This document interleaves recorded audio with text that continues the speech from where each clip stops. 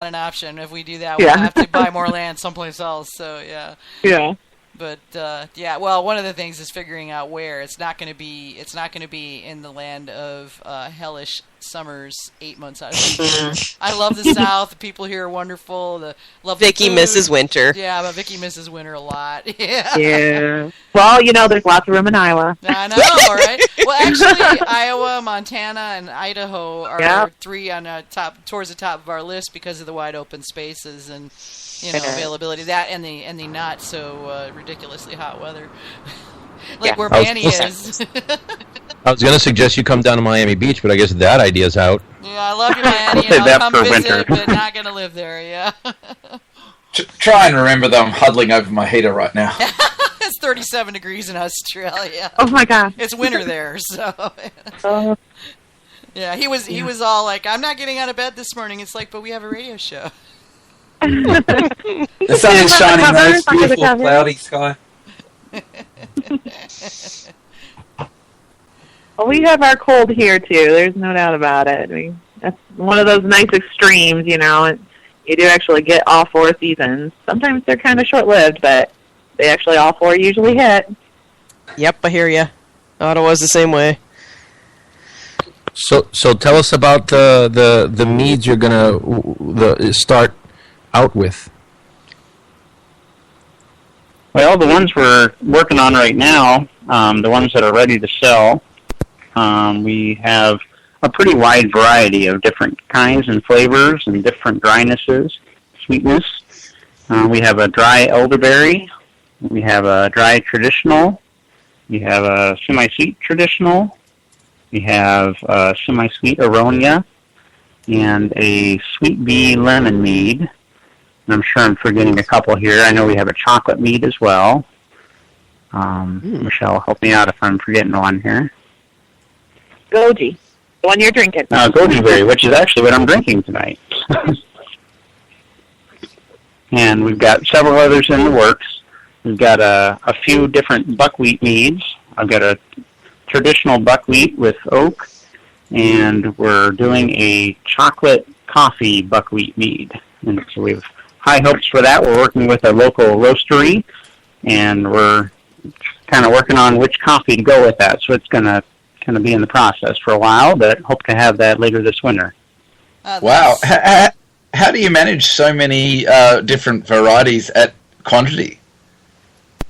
Well, the good thing about us is we are a small producer, so I've kind of taken it from a hobbyist level to professional, but we're still, we kind of get the best of both worlds. So we have small fermenters. We have pretty much everything that we use for tanks has to fit through our basement door, and so the biggest tank that we have is 80 gallons. So we pretty much produce everything in 70-gallon batches or smaller. And so we have rows of tanks lined up. Right now we have 10 or 11 fermenting at one time. We kind of rotate throughout the year. Sometimes we have more and less. And I like to experiment. That's part of the fun part for me about mead is, you're not just stuck with whatever flavors that, you end up with the honey. You can actually use different flavorings and try different fruits and, try a few different things. So I think we'll probably always have many different things in the works, and, people will just get to experience different things depending on what time of year we have things available. Now, you mentioned rows of tanks there. What kind of tanks do you use? We use variable capacity, flat bottom tanks. They're stainless steel. I think they came from Italy. We piggybacked with another winery. What's that? I'm going to need photos.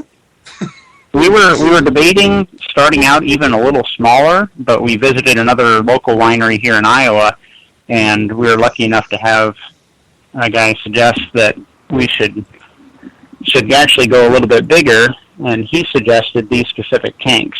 And we took his advice, and we decided to go a little bit bigger than what we thought. And I was kind of scared to go to that level because I'd been doing 5, 6, 7-gallon batches and going towards 10 times that. I was kind of intimidated, but really it's a lot of the same processes, and it's just more to watch and more to worry about.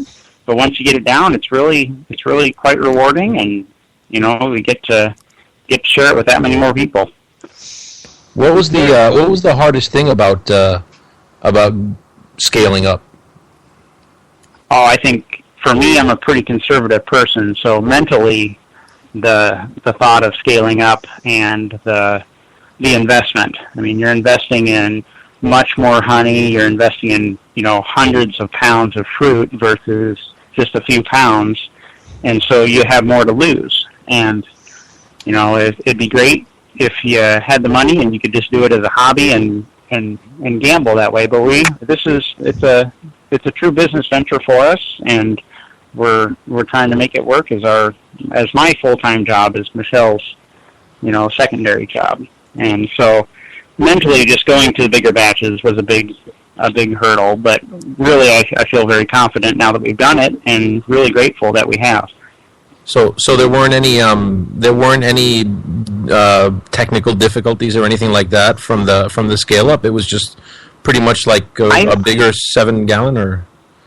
I found, we try and keep the temperatures down, because the bigger the batch, the warmer things get. And so far, if I keep the basement really cool, we've had no problems with that. We tend to be a little more scientific than the home batches. We rely more on data from people that have been there before us, and so we use a lot better lab equipment and different tables and stuff like that to make sure we get it right the first time. So, but a lot of that goes hand in hand with the worry. You're kind of worried about the bigger batches, so you do a little bit of research and you make it work. Great. So you don't have any kind of temperature control? You're relying on the basement temperature to keep that, or do you have like an air conditioner or something in there? We have geothermal in our house, which is one of the reasons we looked at this house. It's a large house, and we have 2 geothermal pumps, and so we can pretty much keep the temperature constant all year long. And so during the summer, we get pretty much free cool air, and I keep the vents open down in the basement and just keep it as cool as possible. And in the winter, we get anywhere from freezing to 20 or 30 below zero, so we can definitely keep it cool then. So I try and keep everything at a constant temperature, just from our geothermal and just the nature's temperature. That's really neat that you're getting to use the geothermal.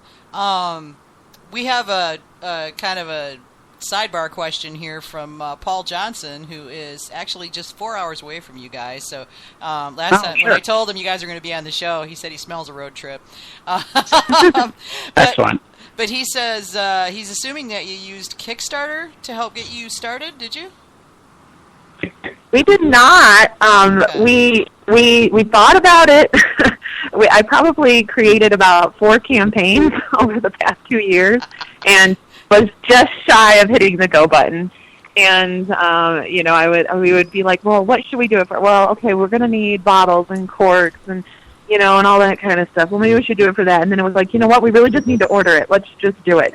And so it's like, well, I guess we won't do a Kickstarter for that. Well, let's do it for this. And so, we did. We thought about it several times, and we're fortunate that we do have some, family that has been supportive.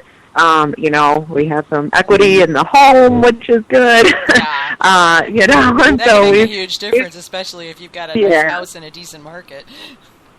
Exactly. So, it's like, okay, well, we were fortunate kind of that some of those things just hit right. And, because we have it all within, we didn't have some of those extra expenses for, heating and cooling a different space. We're heating and cooling it anyway. It's our house. And, some of those kind of things we have savings on. And then we've done it, just kind of as we could. And because we are conservative with things, we really tried to manage it as much as we could just within our means. And that's taken us probably a little bit longer because of it, but I think in the end, that's the better move for us. We're definitely have some outlay, and we're hoping to recoup some quickly to pay those final contractor bills and things like that are rolling in even this week, but we definitely played with the Kickstarter. I think I still have a couple out there pending that are like, everyone's like, get that email, are you gonna finish your campaign? Oh, no. Maybe someday, but that day is maybe not someday. today. But for now, not today. So, but it definitely seemed like a viable option for, a lot of it that we've seen. Obviously folks have had some really great success with that, and it's definitely something we looked at, and we just kind of thought, well, we're just going to take it slow and try to build what we can as we can, and so far so good. We haven't needed that word. I guess we're saving it maybe for the really big push, whenever that is. We need a modeling line, yeah. Really. Yeah, exactly. Yeah, I hear you. Yeah, Paul was wondering if you had any cool, unique giveaways for donating. So I think that was part of. He was curious, about that. Yeah, as well some as of the whether that would have worked for you if you'd done it. Right. Well, we did. I had all that lined up. I was like, okay, well, we can, do, of course, honey, because we have the hives. We had that as options that we were thinking about. And we had even talked about, like, having, a mead dinner, for, however many people and do a paired dinner and those kinds of things. And, get to be able to tour and be a part of it, name a batch, whatever, all those things that are kind of exciting for people to get involved with. And I think the folks that we have, met through the social media, that have really taken a hold of, the meadery as something that they're excited about. It's been really interesting. You always have your friends and family who are like, oh, yeah, that's good. And you're like, okay, really? I don't know whether I can believe you or trust you. But when you start to get, those totally anonymous people that find you and they're like, wow, this is, it's great. We love you and we're coming back. And they continue to keep buying and they follow you and they're excited and they're spreading the word. And, that's been for us just kind of like mouth dropping, that people have taken that kind of interest and excitement and, taken it as their own. And, they're like a part of the meadery. They're a part of the hive. And that's pretty cool. That's pretty cool. That is pretty cool. One thing I've learnt recently is that the biggest issue in starting up a small business is cash flow. And so I was just wondering how you were tackling that issue. Most people seem to think that producing a mead as quickly as possible to get it out the door is the best option. How are you coping with the cash flow problem?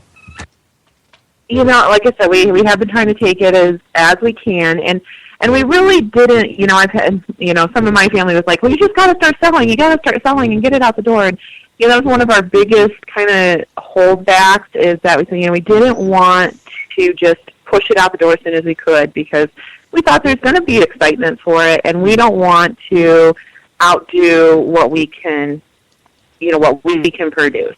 And so we kind of stockpiled a bit, as we were getting our product done, and bottling things. We let it sit. We took our time getting, all the labels in order and getting things done. And so that we actually had probably 4 or 5 batches totally done and bottled and labeled before we ever really started selling.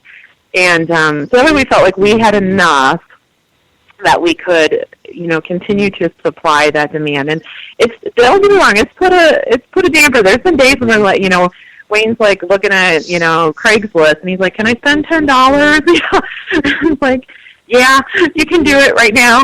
Maybe not next week, but, so we're watching those pennies pretty tight. But we felt that it was important for us to kind of build some of that capacity there in the stock to be able to really, when we are ready to go live with things, that we can supply it. And not be like, oh, sorry, it's all gone. We'll see you again in 4 months. Yeah. And well, and it makes sense. You have to grow sustainably for whatever that looks like for you. I mean, it's different for everybody. Somebody comes into it with a $100,000 loan. Is sustainable is going to look different for them than somebody who does it raising money through family and equity loans and whatnot. So yeah, it's a totally different thing. all the way around. My grandma used to say, it made me think of it when you said watching the pennies, that if you watch the pennies, the dollars will take care of themselves.